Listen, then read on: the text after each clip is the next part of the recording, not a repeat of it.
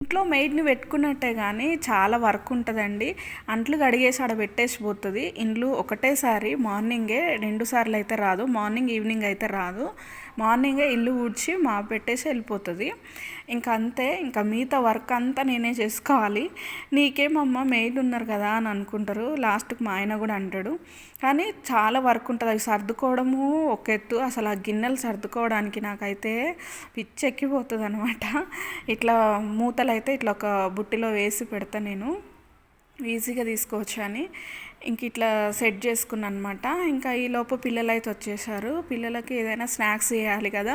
వాళ్ళు వచ్చేసరికి అంతా నీట్గా క్లీన్గా ఊడ్చి పెట్టేసుకొని ఇంకా వాళ్ళు రాగానే దోశలు వేసి ఇచ్చాను స్నాక్స్ వైజ్గా. నేనైతే ఇలాచి వేసుకొని కొంచెం ఛాయ్ పెట్టుకుందాము, చలికాలం కదా, కొంచెం వేడివేడిగా తాగాలనిపించి ఛాయ్ అయితే పెట్టుకున్నా. బట్టలు వేసాను. యూనిఫామ్స్ వచ్చాకే బట్టలు వేస్తే ఈవినింగే వేస్తాను మ్యాక్సిమం.